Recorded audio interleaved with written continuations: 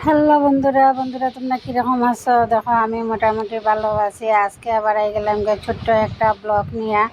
তো দেখো আমার বাসি কাজও শেষ করিয়া এখন বাজে সকাল 7টা। আইয়া ঢুকে গেলাম ঠাকুর ঘর। আজকে আমরা শ্রী শ্রী আচার্য দেবের জন্মতিথি। তো ভাবলাম একটু তাড়াতাড়ি ঠাকুর দিলাই, কই তাড়াতাড়ি 7টা বাজে গেছে গিয়া। ভাবলাম একটু আরও আগে দিতাম, কিন্তু দেরি হয়ে গেল গিয়া।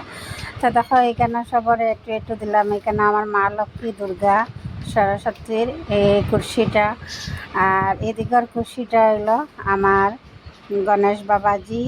আর এদিকে দেখো গোপাল আসন, রাম আসন, সব আসন এটা হইলো। আর এদিকে আমার গুরুদেব, 3টা কুর্সি এখানে বয়াইছি আমি। তো যেরকম পারি ওরকম দেই ঠাকুরে, যা ওরকম গ্রহণ কর্তা। সব সময় তো আর ভালো মতন দিতে পারি না। তো দেখো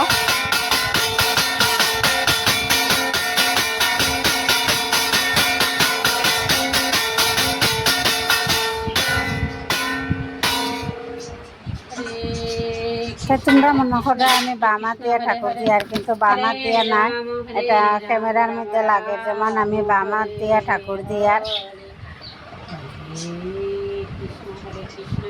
এটা সবরও ক্যামেরার মধ্যে লাগে বামাতে ঠাকুর দেওয়া, কিন্তু সবরও ডাইনাতেও দিই।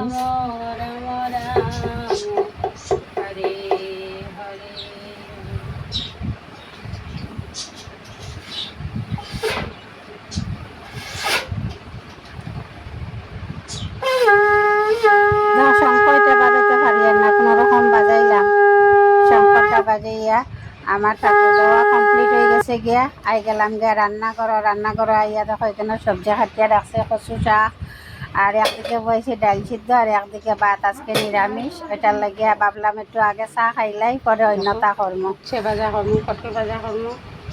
আর বড়টায় লাগিয়ে রাখছে ডাল সিদ্ধ, আলু সিদ্ধ, আর এখানে শুক্তা ডাল, আর এই দেখো কচু শাক।